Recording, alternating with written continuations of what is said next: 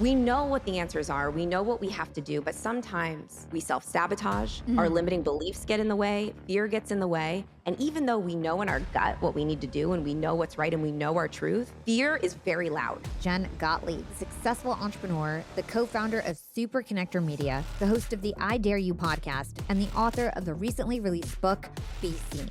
Jen helps entrepreneurs gain the confidence and skills required to get their message out there and make a splash in their industry. Fear shows up in all kinds of ways that don't necessarily seem like fear. Perfectionism, imposter syndrome, comparing yourself to other people, and all of that was happening to me. And I remember sitting there in that little room, staring out that window, and all I could say to myself was, one day I'll know why this happened. That was the only thing I believed in. And I always tell people that you don't necessarily have to believe 100% that you're gonna be okay, because we're humans and we don't necessarily always believe 100%. If we wait to take action until we believe 100%, we're gonna be waiting for a really long time, because fear is always gonna be there. There's always gonna be some doubt. There's always gonna be some resistance, but you only need to believe a little bit more than you don't. What is your secret to profiting in life? This can go beyond financial and business. The best way to become successful is to get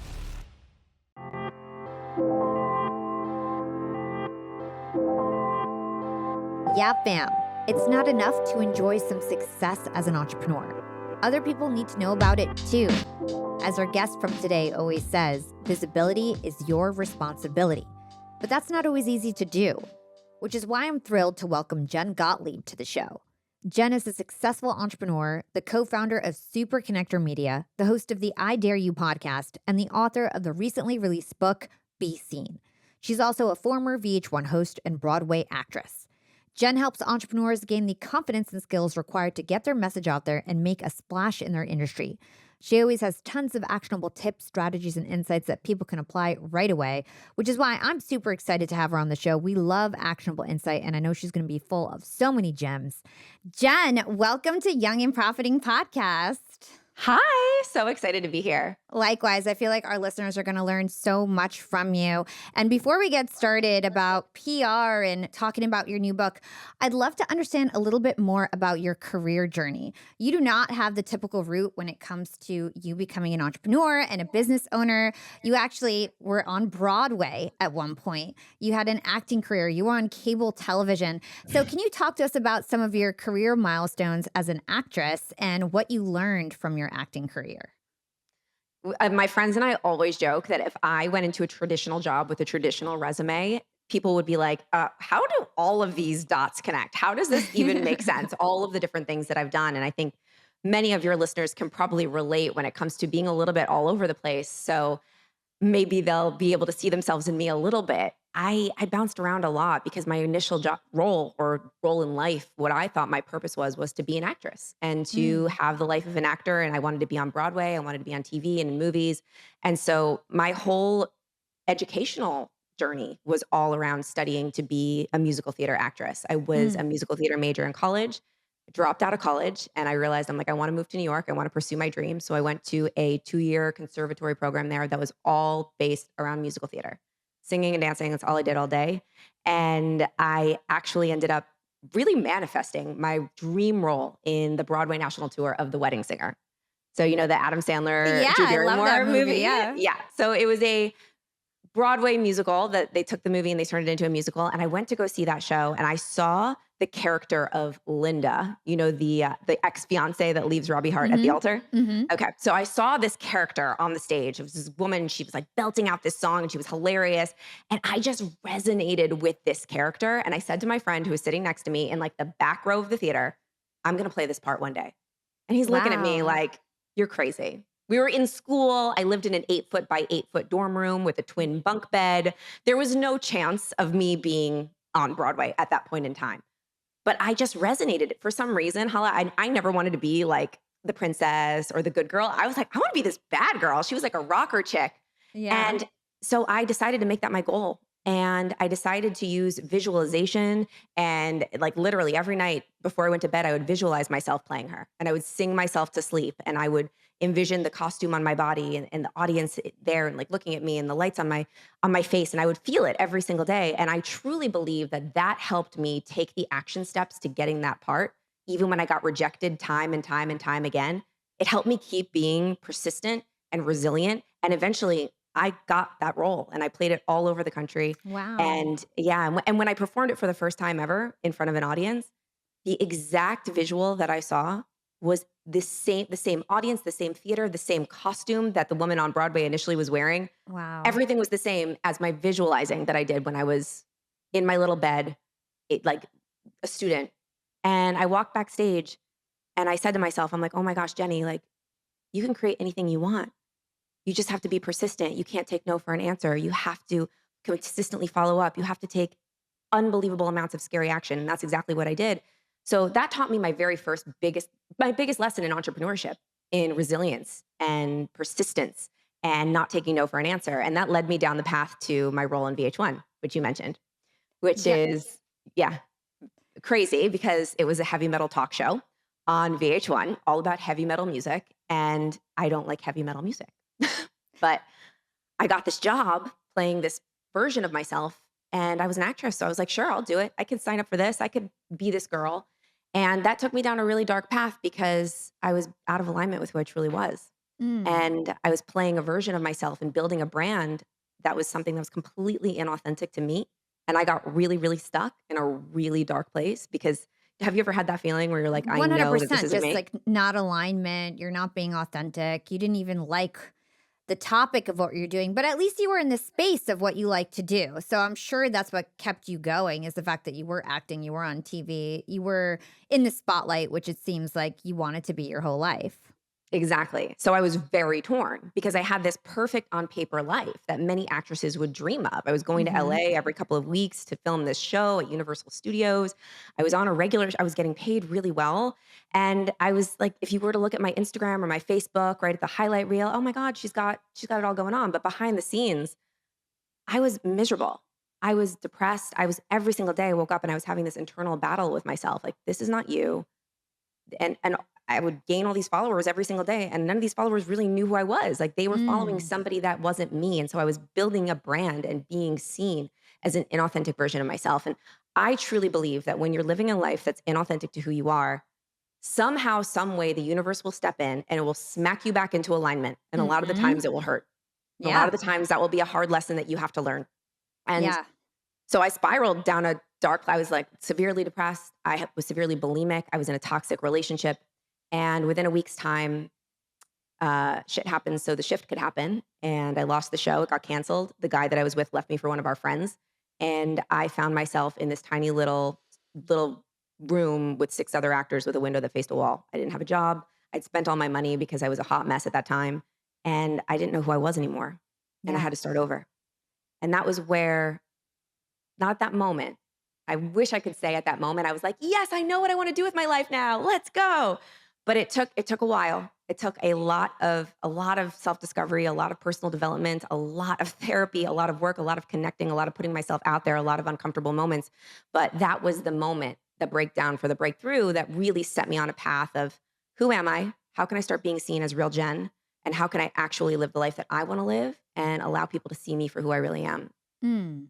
That's such a powerful story, and I'd love to sort of touch on different parts of it. So, you talked about the law of attraction and you really visualizing and manifesting. I had a similar experience when I was in college. I was obsessed with the law of attraction. I thought of it as my religion. Like, I don't really have a religion. And I used to think of the law of attraction as my religion. And then Love that that. led to me working at a radio station and for the top radio show and interviewing celebrities, and then just like spiraled into who I am today. But after rejections and failures, I remember there was a period of time where I lost that belief that you can manifest everything, that everything is within your power. There was a period of time when I was working in corporate because I had gotten rejected from radio, from TV, from a bunch of different things right before I started my podcast, that I'd stopped believing in myself. And so I wonder, after, you lost your job at the TV show, you were the host of a very popular VH1 show, and your boyfriend left you in the worst way. Did you feel lost at that point? Like you didn't believe in yourself anymore and you had to sort of like rebuild that belief in yourself? Or were you like, this, I know I'm going to make it and I just need to figure things out? Oh my gosh, Hala, I was a hot mess. I wish I could tell you that I was like, I'm gonna figure it out. I got this. Even though I knew how to manifest, because I manifested Linda, like you said, exactly a very similar journey. I manifested that role in The Wedding Singer and figured out I could create whatever I wanted way before this happened. So I knew it. But a lot of the times, I see this a lot in entrepreneurs or even just people in general. We know what the answers are, we know what we have to do, but sometimes we self sabotage. Our Mhm. limiting beliefs get in the way, fear gets in the way. And even though we know in our gut what we need to do and we know what's right and we know our truth, fear is very loud. And fear shows up in all kinds of ways that don't necessarily seem like fear. Perfectionism, analysis paralysis, imposter syndrome, comparisonitis, comparing yourself to other people. And all of that was happening to me. And I remember Mm. sitting there in that little room, staring out that window. I remember it like it was yesterday. And all I could say to myself was, one day I'll know why this happened. One day I'll know why this happened. That was the only thing I believed in. And I always tell people that you don't necessarily have to believe 100% that you're going to be okay, 100% that your business is going to be amazing, 100% that you're going to find the relationship because we're humans and we don't necessarily always believe 100%. I think a lot of people on the internet are like, you got to believe. And if we wait to take action until we believe 100%, we're going to be waiting for a really long time Mm. because fear is always going to be there. There's always going to be some doubt. There's always going to be some resistance. There's always going to be some uncertainty, some uneasiness. But you only need to believe a little bit more than you don't. I Mm. believed like 51% that I was going to be okay. It was like 51% of me was like, one day I'll know, one day I'll know, one day I'll know. And a really crazy thing happened. So my mom came into the city because I was so depressed and I could not get out of bed. She came in, she took me to dinner at this Italian restaurant and we sat there. And my mom is very into personal development. And I was not at the time. I manifested The Wedding Singer, but then I was so lost. I was like, I don't believe in this anymore, just like you. Mm. Mhm. And my mom handed me this book and it's called You Can Heal Your Life by Louise Hay. It's a book full of Mm. affirmations. And of course, my mom was very smart and she knew I wasn't going to read the book because I was just a hot mess and I was like, affirmations, come on, mom, really? Like, so inside the book, she's like, just open the book when you get home. I go home, I open the book, and she photocopied one of the affirmations for me that she wanted me to read. And on the back of the photocopy, it said, Dear Jenny, I hope you find yourself again. And Aw. so I looked at the affirmation and I said, okay, I'm not going to read this book. I will just read this stupid affirmation every day. That's it. That's all I'm committing to. And I put the affirmation on my refrigerator and I said, I'm just going to read this every day. Even if I don't want to, even if I don't believe in it, I'm just going to read it. And what's so crazy is I don't know if it was the affirmation itself or if it was the act of sticking with a commitment that I made with myself consistently, saying I was going to do something and repeatedly doing it that actually got me out of my hole. But every single day and every time I read that affirmation, I slowly expanded. Like I slowly but surely got myself out of the house, got myself trying new things, got myself to the floor of Barnes and Noble, reading personal development books and entrepreneurial books, and got myself to my building my first business, which was in fitness. And got me essentially to where I am today, where I'm a very successful entrepreneur. But here's the catch. This is what's crazy. I wrote my book last year, really was in the process of finding the best publisher for my book. And my agent and I were pitching all different publishers. And I was getting some rejections from some publishers that didn't get it, they didn't understand. And I was also just getting some that wanted to publish the book, but it didn't feel like the best fit. And then the last publisher on the calendar, the last call that we had, I look at it, and I'm like, oh, Hay House. Hay House Oh is my Louise Hay's god. publishing company.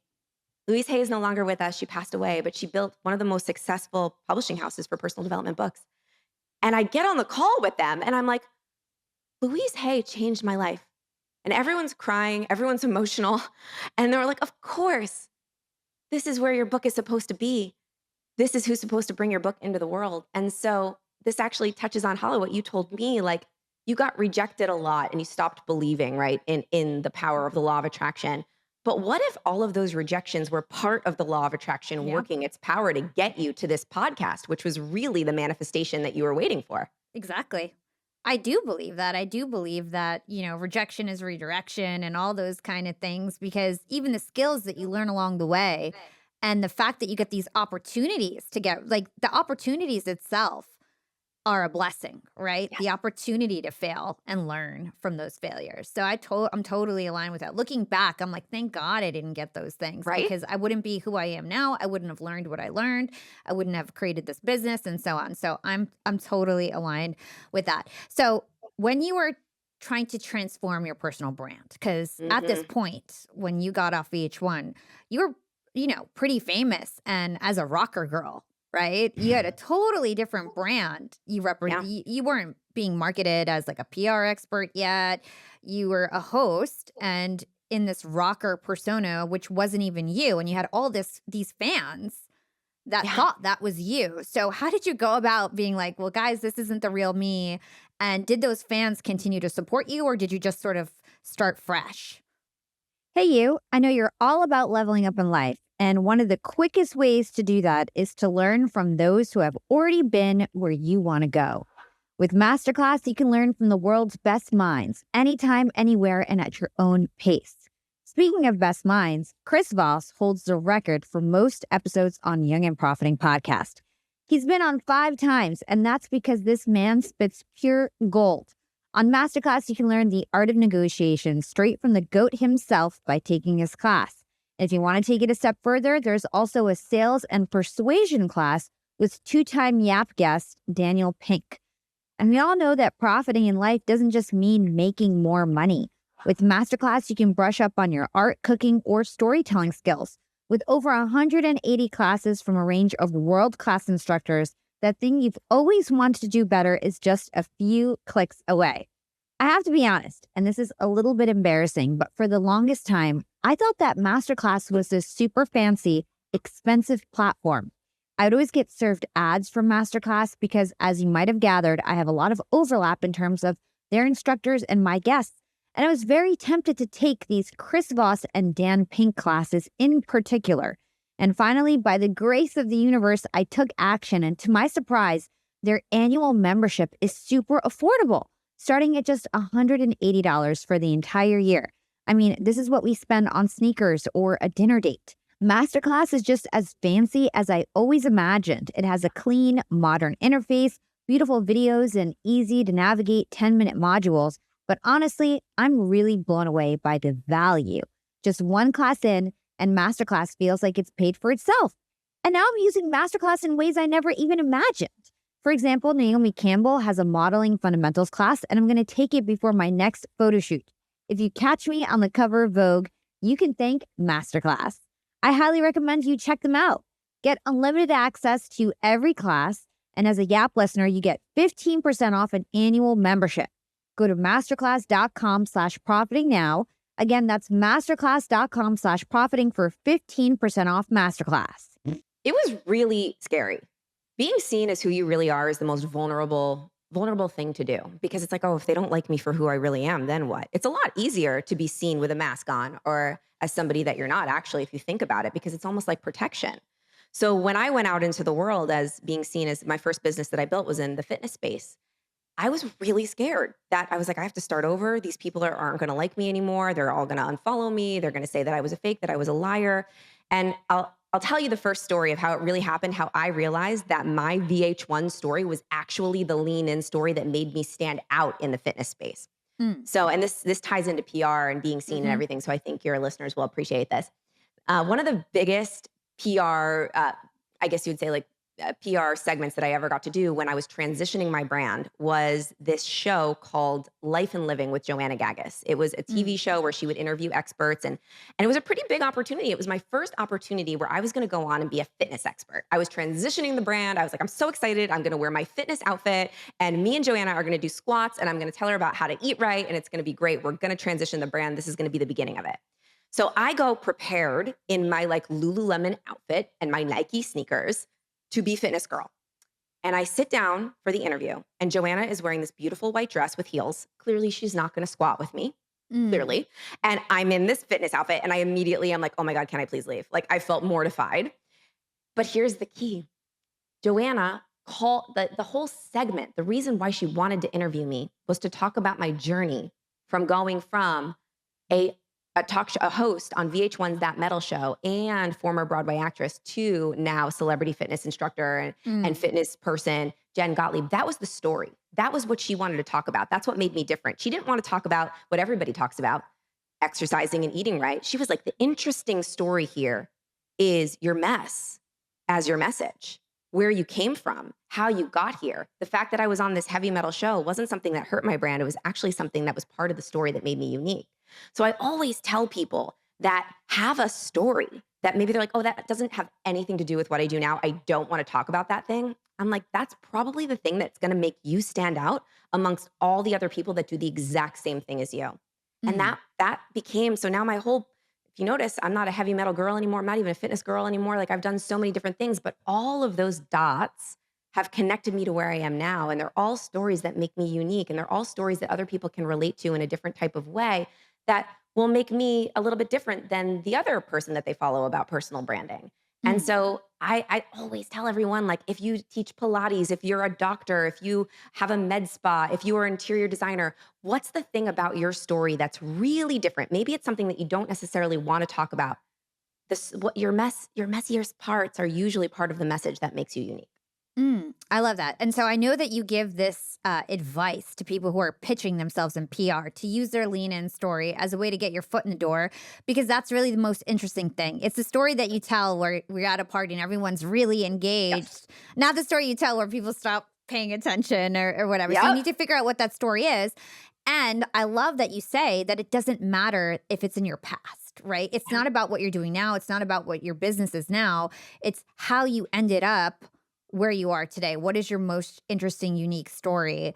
And that can get your foot in the door for PR, even when it's related to what you do today. But it's the way that you kind of get people interested.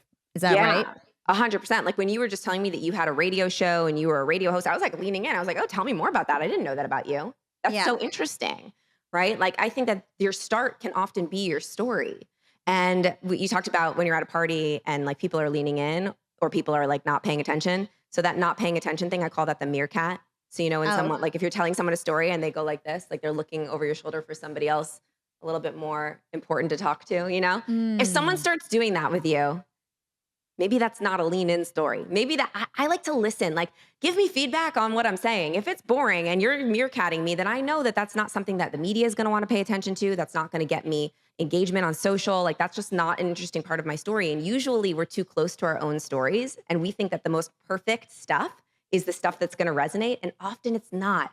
People like to relate to the realness. People like to relate to the authenticity, the messier part of how you began, the mess ups that you had, the failures that you had. All of those are all the little gifts that make you who you are and make you real, make you relatable, and make people want to listen and pay attention. And I have a lot of, so I do personal branding for people on LinkedIn and things like that. Amazing. And I have a lot of clients that are like, oh, I've said that story a million times. I don't want to say that story anymore. And I'm like, no, you need to tell the story over and over and over again because you have new people coming in. People don't remember your story the way that you remember your story. You can tell your story in a million different ways. So these are stories that really don't go away when you're branding yourself. Your past doesn't really go away.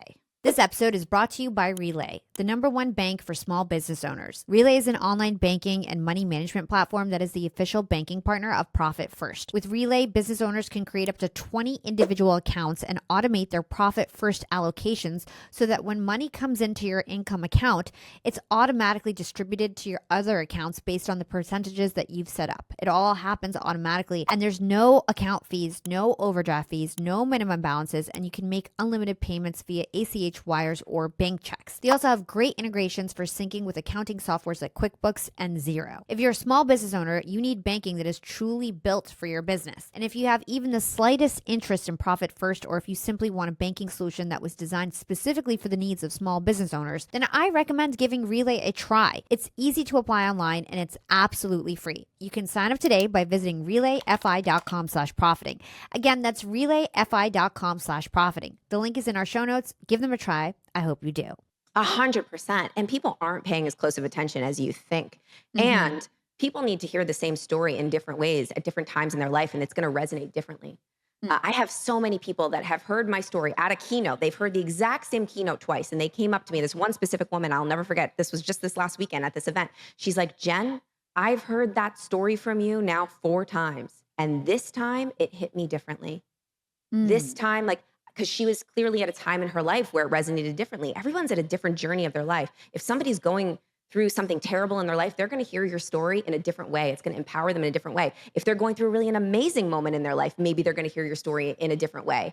And I don't know about you, but I love listening to, let's say someone does a podcast tour for a book or something like that, and they're on a lot of podcasts. I like to listen to each one, and I like to hear them tell the story in a different way, because sometimes I'll hear it differently and it resonates a little differently with me. And another analogy I love to make, and this will resonate with some of your listeners, is Taylor Swift had a billion-dollar tour. Do you think that any of those people that went to Taylor Swift's concert never heard a Taylor Swift song before? Mm, They've probably good listened to point. those songs hundreds and hundreds of times, but they paid big money to go to that show and hear her sing the same song they've heard probably maybe over 1,000 times, because they wanted to hear it in real life. They wanted to hear it in a different way. We listen to songs over and over and over again for where we are in that moment, and they feel differently and they sound differently for what we're experiencing in that time. So tell your story over and over and over again. It is content forever. Tell it in different ways. Tell it with different experiences tied to it. Tell it with a different photo, a different reel, a different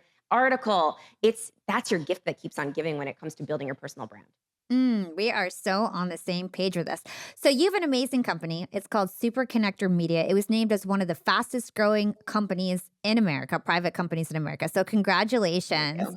What inspired you and your husband to start Super Connector Media, and how do you serve your clients right now? So when we started the company, it actually was birthed out of an event. When I Mm, met my husband, he was doing an event called Unfair Advantage Live.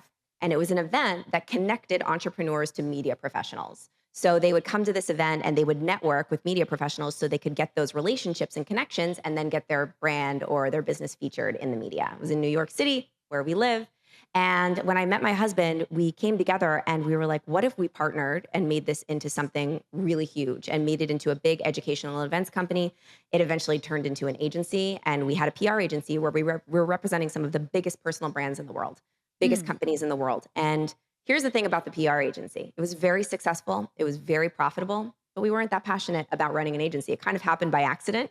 And I think mm. many of your listeners are probably listening like, oh, I built a business by accident too. It kind of just started happening. People started asking for it. And we started delivering. Before we knew it, we had this huge agency. And we were very successful, but we looked at each other and we both knew that our passions really lied in the education, in teaching entrepreneurs how to own their own relationships, how to get themselves in the media, how to be seen, how to build the brand, how to build the website, how to tell the story. Because when we were doing that, they were having huge transformations, like bigger than our done for you agency clients. So we Mhm. took a big risk and we made a big pivot, and we sold our PR agency over the summer. It was acquired. And we focus now completely on events, masterminds, courses, teaching entrepreneurs and business owners how to be seen. We teach how to use artificial intelligence to create better Mhm. content, more powerful content. And we do events all over the country. I speak all over the world now about how to build that brand, how to be seen, not just with mainstream media, but social media and all different types of media. Because really, when it comes down to it, it's all about attention, and it's all about getting your message out there to the people that need to hear it so that they can be helped by you. Yeah, I love that. I hear so many entrepreneurs where you start off as an agency because that's people are asking you for Yes. something and it's easy to just serve them, right? And you can make money and build your brand. And then once you have money, you could do whatever you want. So it's like you sold your agency and you started doing something that you were more passionate about, that you felt like you were really helping people's lives. So I love that. And when I went on your website, I noticed like your big message point right now is AI. We help you leverage AI to grow your brand, to build communities. Can you give us some examples of how you guys are actually leveraging AI to do that? Yeah, it's so cool. So, Hala, have you started playing with it at all yet? Of course. I'm, Okay, I'm good. like, I'm like, I'm doing all these different things. I'm trying to Okay, like good. regenerate my voice so I don't have to record commercials and doing all this kind of stuff. Yes, we've been doing that too. So there's so much. It's a little overwhelming at how much and how fast it's happening, but there is so many amazing tools out there right now. Even just using ChatGPT. Forget all the hundreds, thousands of tools that there are to generate voice, generate images, repurpose content, generate video. There's so many tools, but really, ChatGPT alone can help you create so much content at scale. So for people, and the biggest excuse that I hear that people give me on a regular basis is to why they're not posting and why they're not sharing is because they don't know what to say. They Mm. they don't have any ideas. They don't know what to talk about. I'm like, you no longer have that issue. You no longer have that issue because you have ChatGPT 4, and you can literally just go in there and have it act as your personal content creator assistant. And it doesn't mean that it needs to write all of your stuff for you, but you can have it as your assistant, help you come up with ideas, help you come up with podcast ideas, names of episodes, different posts that you can do. We use all kinds of different apps to crop our videos and make our reels and give us scripts for YouTube videos and YouTube ads and Facebook ads. The opportunities are endless. So we're doing actually monthly challenges where we're teaching just beginners how to understand these technologies so they can slowly start to implement them into our business because we're Mm. still early. The most of the world still doesn't understand this or know how to use it. And so if you could just get on board early, your business is going to skyrocket way faster than all the other ones that are going to eventually have to get on board because it's not going anywhere. In fact, the CEO of Google, did you hear this? Said that AI is more profound than fire and electricity. Wow. So it's pretty awesome. I get that it's scary for some people, but also what's really important to remember is that AI is not necessarily going to take your job. However, maybe somebody that understands and knows how to use AI might. So it's Yeah. important for everyone to start just learning, just playing. All you got to do is start playing with it. You don't have to become an expert right away, but just familiarize yourself with it. And if it can help you create content and take that fear out of the way of not knowing what to say and not knowing what to write, it can really be an amazing sidekick for you. Yeah. I recently just interviewed Mo Gaudat. He used I to listened. be, yeah. Oh, you did? I did. This was such a good episode. AI is scary, but it's also very exciting. And what I'll say to my listeners is that it's not going away, right? It's totally not going away. So you may as well embrace it. You may as well try to leverage the different tools for your business. You should understand how to use it so that you can actually influence what AI turns into in the future. I feel like we all have a Yeah. responsibility to understand how to use it so that we can make sure that we are part of that transformation of the world and not just bystanders of it. Also, like think about there's two different types of like old people out there, right? And I don't mean to say old, I've got listeners of all ages, but you've seen it where you've seen like a 50-year or 60-year-old person who doesn't know how to use a computer, who is really dependent on their kids or grandkids to help them with anything. And then at the same time, there's people that age who are like whizzes on the computer and totally Hmm. self-sufficient and transforming their career because they have kept up. We want to be that type of person in the future, Yeah. right? So I don't know. Just don't sleep on AI. If you're not starting to play with it now, you're late already. Not to scare you, but get on top of it. Get on it. Yeah. It's kind of like when Facebook first came out and everyone's like, I don't want to be on that. Now everyone's on it. Or maybe even when the Yeah. iPhone first came out and people were attached to their BlackBerry. They're like, I don't want an iPhone. I want a BlackBerry. Now everyone has an iPhone, right? Like it's going to be something very, very similar. So agreed. Yeah, and this is not TikTok, right? This is not some like fleeting, like not that TikTok is fleeting, but it's not the same. It's as drastic as the internet, right? Yes. So you Yes. need to get on it. Okay, so I remember the first time I heard about you was actually on Clubhouse back in the day when Clubhouse was hot. I remember being Yes. like, "Who's this Jen girl?" And that's when I first knew about you. And you were doing such a great job, even with just your voice, branding yourself and commanding authority. I think that's what I remember most about you is that, in Clubhouse, it was like, who were the voices that commanded authority? Those were the people that got followers and who started hosting rooms and so on. So, what's your advice to others who are looking to command authority since you're so good at it? Okay. So in the book, I talk about the CIA method, and it's so important to have those three letters CIA: credibility, influence, and authority. When you Mm, have credibility, influence, and authority, people will trust you. People will follow you. You have that authority. So the analogy I actually like to use is like a CIA agent, like an undercover agent. So let's say you go and someone randomly at a restaurant tells you, Hala, you need to sit down. You're going to be like, no, I don't. You don't need to tell me to sit down. But then they flash their authority, their badge, and they showcase that they have authority. And suddenly you're like, oh, okay, yeah, I'll sit down.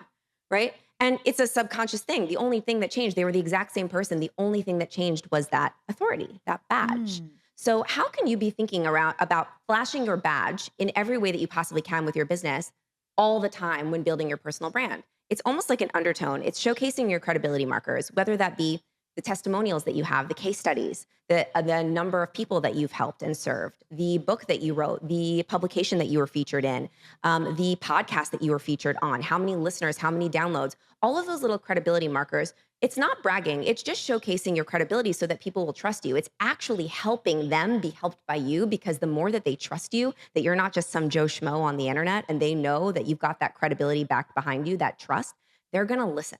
So it's Mm. about really amplifying all of the good stuff that you're doing. And I do think that there are many people out there that have amazing businesses and are helping people so much, but they're scared to showcase that because they don't want to be braggy or self-promotionally. Two things. First thing is, if you're worried about being a bragger, you're not a bragger, because Mm. braggers don't worry about that. They just brag. Okay, so if you're worried about it, it's not going to come off as braggy. And the second thing is that visibility is your responsibility if you have a service, a story, or a product that helps people. Because every day that goes by that you are not making yourself visible and showcasing your credibility and showcasing the ways that you help people, every day you're not making yourself visible to those people that you can help, is another day those people are going to go follow someone else or pay someone else that's not as good as you and doesn't care as much as you, simply because you're too insecure about talking about what you do. So it's Mm. actually your responsibility to be seen. And when you stop thinking about you and what you look like, and if you're going to be judged, and if people will like you or not, and you start focusing on what we like to call at Super Connector Media, hope, HOPE, help one person every day, and just think about helping that person. Think about, like, I'm talking to this one person today. I'm going to provide them value in whatever way I can. I'm going to showcase that I'm a trustworthy source by sharing my credibility markers, by sharing my authority, by talking about what I do. And hopefully they'll be able to find me and get help by me. And I always think back, like, Hala, there's so many people that maybe were in, and I'm sure you have endless stories of people you coach and people that listen to this podcast that were helped by you in a massive way. And if you didn't start this podcast and be seen and start making your voice heard and talking about it and promoting it and, like, having all your branded stuff and being seen in a big way, they would not be able to have their life changed by you. And they might still be in a bad spot. So it's like talking to that person, and that helps take the ego out of it. It takes the fear of being seen out of it. Mm. It takes the insecurities away from it, because when you're just having a conversation with your friend and you're just trying to help them, you're not worried about what you look and sound like and if people are judging you. You're just like, I want to help you right now. And that's what I focus on every time I take a big stage that I'm nervous to be on, or do a podcast. Maybe I'm nervous about the interview, or do a publication, or share a win that I had with a client. It's always for that person out there that needs to hear it, because maybe it can help them. Mm. I love this advice. Visibility is your responsibility. Help one person every day. That is so brilliant. I feel like I'm going to use that when I'm Good. talking I to people hope you about personal do. branding. Because I always say that, like, don't worry about being humble. Humble actually means low to the ground. Mhm. Nobody wants to be low to the ground. Nobody's going to trust somebody who's low to the ground, right? So if you want to be seen as somebody who's an expert, a role model, you've got to talk about what you've done so that you have the social proof, to your point. Okay, so let's move into PR. I want to get some actionable insight in terms of how people can market themselves. Let's talk about earned versus paid media. Mm. So, for me, my perspective with paid media, to be honest, I'm not a huge fan, Mhm. because I feel like now that verifications are no longer, Yep. you can pay for verifications. In my opinion, paid media, it doesn't really do much. I feel like people don't really read those articles. It's good for Google SEO and social proof. But aside from that, I don't really think people are going to get like lots of hits or visibility from their PR. So I have two questions for you. Yep. What is the purpose of PR? Is it actually to get clients and leads? Mhm. And my other question for you is, like, what's your perspective on paid versus earned? Where should people focus? Yep. Great questions. So first of all, 20% of the value of the hit that you get, whether it's a TV show or a publication or a podcast, is the actual piece of content. Mm. 20%. Okay. Not many people, I'm sorry, some people will, but not many people are going to read the article. Not as Mhm. many people are going to listen to the podcast in full. Not as many people are going to read the book in full. People usually get to like the fourth page of a book or something. I forget the actual number. But 80% is what you do with it and how you use it to amplify your brand. Mm. So, the question I want you to ask yourself when you're deciding on what to do PR wise for your business is not how many people are going to watch this daytime talk show that I'm on, this local show, and hear about me and then go take action because of it. The question is, how am I going to amplify the crap out of this? How am I going to take it and use it to make lots of content, showcasing my credibility that I was on TV, lots of photos, lots of reels, lots of different ways to put it on my website or put it in my email signature, or maybe even talk about it in my email sequence when I'm promoting my stuff, or maybe use it in a follow up to a sales conversation. So it's not about the actual article. Many people This don't is even read them so anymore. brilliant. This It's is a, so brilliant. This is such an important point. yeah, it's about how you leverage it. So, okay, let's talk about paid. Okay, paid versus earned. Earned is always the best because it's earned media, right? They chose you to be on their platform. They chose you. So it's always going to be the most organic. It's always going to feel the best. It's always going to actually elevate your brand. Some forms of paid media, you can actually tell it was paid. And so that it can actually kind of make your brand look a little shitty. Excuse my Mhm. language. It can do that. But here's the thing. Sometimes I have seen clients that have maybe done a paid sponsorship on a big show or strategically did some paid media where they were prepared to amplify it in a way that was going to create more credibility, influence, and authority in a big way. So as Mm. long as you know that you're gonna like, let's say you do a paid sponsorship, you've got a product. Let's say it's a food product, and I know that the Today Show, Good Morning America, sometimes they'll have sponsors. I think some of the other daytime shows like Drew Barrymore, like you can pay to get your product on that show. So Mm. if you go into it not like, okay, all the people on the show are going to watch and see it, that's amazing. But how am I going to take this actual segment, this clip that I have, or this photo of me and my brand on this show and amplify it, send it out in emails, put it on my website, make 85,000 reels out of it, make an entire podcast out of it, use AI to take the actual content, repurpose the transcript of the entire interview, and make so many posts and tweets and threads. You could take one segment and you could make a year's worth of content out of that one segment. If you do it that way, I don't care what you do, if you pay or if it's earned, obviously it's always better earned, but it's what you do with it that counts. This makes total sense. I really, really like what you're saying here. And then in terms of PR help, right? Do you suggest that people go about it alone? Should they hire a Mhm. publicist? Like, let's say they're just starting out. What should they Yeah. do? I always say it depends where you are in your journey. If you are a huge multi-million dollar company and you actually don't have the time to pitch yourself, then maybe you want to have somebody internal that has that job, or you want to hire maybe an agency. But if you're just starting out, there's absolutely no reason for you to hire anybody to do this. It's actually way easier than you think. And I actually have a super, super simple, actionable tool that you can all use right now that will help you get media Mm, today. Do you want to learn it? yeah. Okay, great. It's in the book. It's called the Top 20 tool, and it works 100% if you use it. But you have to do it. It's a little scary and uncomfortable, especially for people that are more introverted, but it works. So you have way more relationships than you even realize, and way more ins to getting media hits than you even know in your internal network that you already have. And there's probably people listening to this right now that are thinking, no, Jen, I don't know anybody in the media. Yes, you do, I promise. You just have to do this tool. So you make 4 columns on a piece of paper. So everyone that's listening right now, you're going to draw 4 columns, vertical columns.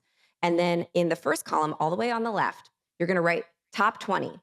And you're going to put 20 people in that column that have any sort of connection to anybody in the media that you know. And it doesn't matter how well you know them. It doesn't matter if they're your Facebook friend or your Clubhouse friend that you spoke to one time in your life and you know that they've got a connection, or if they're your sister's ex-boyfriend and they are a producer at a major show. I don't care who they are, how well you know them. 20 people that you know. Go into the contacts of your phone, go into your Instagram, go into your Facebook. You will be able to find 20 people that have some sort of connection to the media. Then in the next column over, you're going to rank each one of those people on a scale of 1 to 10 on how likely they are to help you. So if it's a random person on the internet that maybe you spoke to twice at a party and you guys connected on Instagram and you're just kind of Instagram friends, I would say maybe there are 2. They're not so likely to help you, but you know them and that's amazing. So they should still be there. But if it is your best friend or a client that you've helped so much and they're obsessed with you, maybe they're a 10, maybe they're a 9. So then you move over to the next column. The next column, you're going to rank those same people on a scale of 1 to 10 on how how influential they are, how likely they are to help, how influential they are. So let's say it's a producer of a major show. They're a 10. Mm.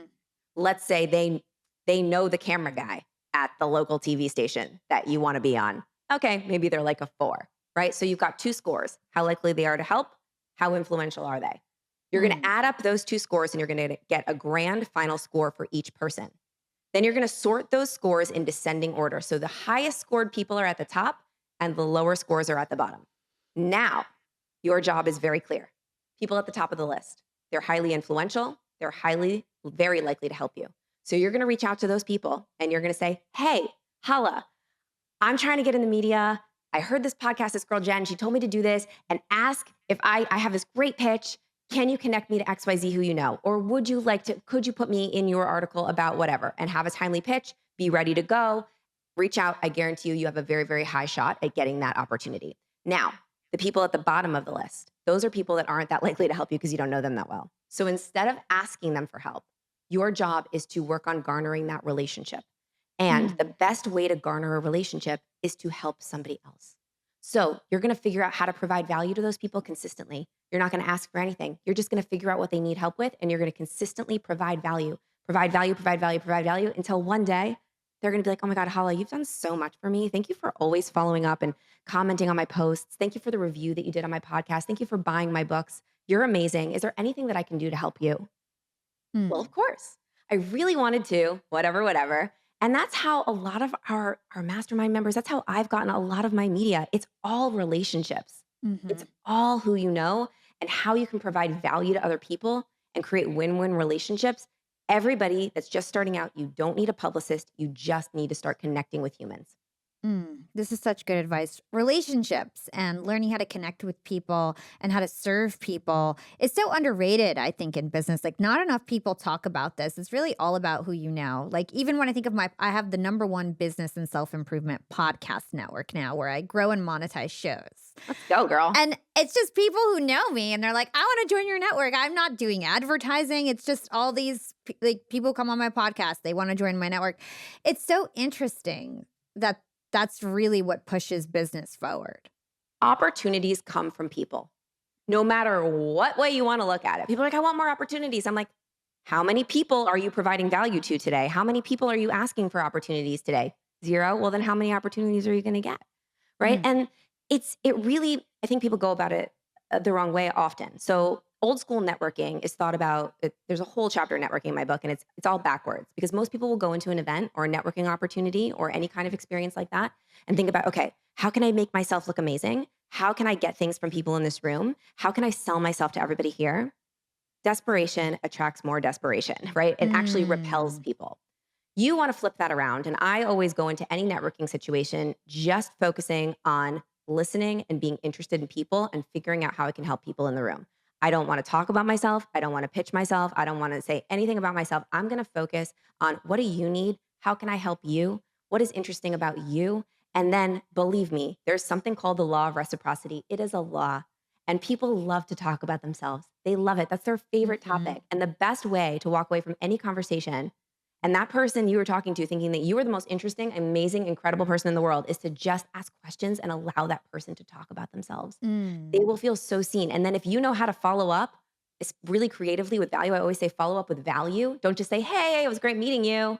Want to meet for coffee? Follow up with, hey, I loved our conversation that we had about your kids' soccer. And also that you loved that sushi restaurant. Well, I'm going to recommend a great one for you when you come visit New York. It's this one. If you want a reservation, let me know. By the way, next time you're in New York, I'd love to take you there, right? Following up with remembering the conversation. I also love the selfie game. When I meet someone at a networking event, I'll often take a selfie with them and send it to them and be like, this is a fabulous photo of you. I just wanted to share it with you. We took this last night. You look amazing. I love that. I loved our conversation. And it's a great way to be memorable and make the other person feel seen, because I find that the #1 way to be seen is to make other people feel seen. And this is such a great transition because your new book is called Be Seen. Yes. And it's out now, so everybody can go get it. Tell us why you wrote this book and who it's for. So this book is not just for the entrepreneur and the business owner. This book is for anybody that feels like they just are hiding a little bit in their life. Whether they're hiding in their personal life and maybe they're being an inauthentic version of who they are, or maybe they built this life that was based on what other people wanted for them and they feel out of alignment with what they're doing and they feel like they are not being seen in all of their greatness. This is a way to tap back into that real version of you, figure out who you want to be, you 2.0, what do you see yourself doing in your ideal version of your life? And then actually having the marketing tools and the strategies in order to start building that brand and the networking skills to be able to connect with the people that can get you closer to it so that you can then be seen living that life that you really want. So nowadays, everybody, it behooves everybody to be visible. It behooves Yeah. everybody to have some form of either online visibility or visibility in their life, stepping forward in their truth, letting people see who they are and what their message is. And I find that the people that I meet that are the most fulfilled are the people that are living in their truth. And that's really at the end of the day what this book helps you to do. It helps you to connect the dots, your entire story, all the weird, wacky things that you've done in your life that you think don't make sense at all, and tie them all together to put that picture out into the world of who you truly are so that you're no longer like feeling that internal battle with yourself and you can Mm. live a life that feels fulfilled because that was my story. And I tell the story. I tell a lot of really embarrassing stories in the book. And so it's stories and strategies so that you can fully be seen. And I know that, you call yourself a no BS New Yorker girlfriend. You're saying this is what you can expect from me. So talk to us about the tone of the book and sort of your the way that you give advice. Yeah, I'm very straightforward because I, I don't have enough energy to fluff it up and to lie to you. So I say what I would have needed to hear back in the day. And Mm. I'm from New York City. I don't beat around the bush and I say it like it is. So there's just straight talk in it. And you're going to feel like you're having a conversation with me. Like I said, I like to live with hope, help one person every day. So when I was writing this book, I'm not a writer. So I was just thinking of talking to my girlfriend. I was like, my girlfriend is reading this book right now. I love her. I knew exactly who she was and I talked to her. So you're going to feel like we're literally having a conversation. It's very easy to read. It's very fun. I'm very honest, vulnerable, open. I share lots of stories about my personal life that I've never shared. And I allow myself to truly be seen so that you can too. Awesome. Well, I want to give everybody a little preview of the book. And I know that in your book, one of the key concepts is creating success and you 2.0. Mhm. Can you take us through that at a high level so people can know what's in your book? So creating you 2.0. That's in the section be creative. So the book is broken up into four sections. The first section is be courageous and talks all about how to overcome fear and really tap into who you truly are. So that's for me, that was tapping into real Jen when I had lost her at that metal show. And then part Hmm. two is be creative. So creating the version of yourself that you want to be seen as, creating you 2.0. So Hala, when you think about who you want to be, right? Years from now. I know you're always growing, you're always improving, and you're always striving for an even more evolved version of yourself. What do you see for yourself? I'm curious. I really want to know. Like, what do you see like 5 years from now? Hala 2.0. I see myself the CEO of $100 million Yeah. network, which is what I'm building now.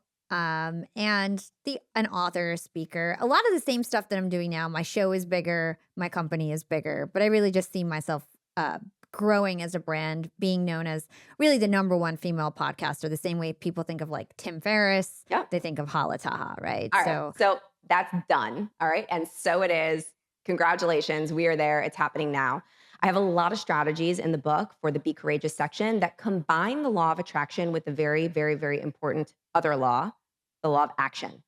I mm, truly believe that you don't manifest things by sitting around and thinking about them. I believe that manifestation is actually subconscious reprogramming because that's what I did to manifest everything that I've ever had. I've reprogrammed my subconscious to believe that the thing was mine so that when I went to go take action on the things, I was a lot less scared. My subconscious mind was like, oh, duh, yes, go take that opportunity. I already did that in my mind. I already believe that this is mine. I believe that I have this role. I believe that I'm married to this man. I believe so that normally, if I didn't do that, I might have been a little nervous. I might have gone a mm, different direction. I might have been scared. So there's all kinds of stuff in the book about how to reprogram the subconscious, how to take action. I talk about doing dares of the day and wonder walks and walking around the planet as your ideal self, as you 2.0. So Hala, you could go for a walk today as like that boss that you see yourself as with the hugest podcast network and the number one podcast host. And what I want you to do is just like go walk around your block listening to an empowering song and walk around as that woman. Like you just mm. found out that your podcast is like you were named number one podcast host. You're making hundreds of millions of dollars. Someone just offered you a ridiculous number to exit your company and you're just like thriving. And go take a walk as that woman. Practice being in her body and experiencing what that feels like. And if you do that enough, you're going to start to take action towards getting that a lot more because you're just going to believe a little bit more. You're going to have shifted those limiting beliefs that maybe you have deep down and start to take action and you'll get there a hell of a lot faster. So the entire second section of the book is all around that. Mm. I love that. Well, I believe that anybody who's looking to be visible, level up their personal brand, needs to get Jen's book, Be Seen. We'll put all the links in the show notes. So, Jen, this has been such an amazing conversation. I always end my show with two questions. Okay. The first one, and by the way, you can relate this to your current work. It doesn't have to, though. So answer however you feel in the moment, okay? Got it. So the first question is, what is one actionable thing that our young and profiters can do today to become more profitable tomorrow? Mm, okay. My one actionable thing would be that top 20 list that I taught today. Go do that and watch everything start to change. That is an action step that you can do to work your network to actually make results happen. I love it. And what is your secret to profiting in life? This can go beyond financial and business. Mm. My secret to profiting in life is to take action and be okay with being uncomfortable. My Mm, favorite concept is that discomfort is temporary and growth is permanent. And the more that I can consistently take action and be in the discomfort and do things that scare me and do things that feel uncomfortable and do things that other people don't want to do, I'm going to stand out. I'm going to be more successful because every single time you do something that's hard and you get to the other side, you become a more confident version of yourself. You prove to mm, yourself that you're capable of doing hard things. So the next time something difficult comes along, you're going to be amazing at that. You're going to be a little bit better. You're going to be a little bit more confident to go crush it. And I believe that I don't even believe this. I know because I get to meet a lot of really successful people. And the advice that they always give to me is you got to get really, really good at doing things with fear and discomfort there anyway. Because mm. all of the most successful people, the only thing that they have in common is that they're able to experience that discomfort and get to the other side because if it was easy, everybody would do it. So the best way to become successful is to get really good at doing things with fear there anyway. I love that. And I'm so happy that you brought that up. Jen, it was such a pleasure to have this conversation with you today. Thank you so much for coming on Young and Profiting You're Podcast. amazing. This was so fun as I knew it would be. And I'm sure I'll see you again. Thanks, Jen.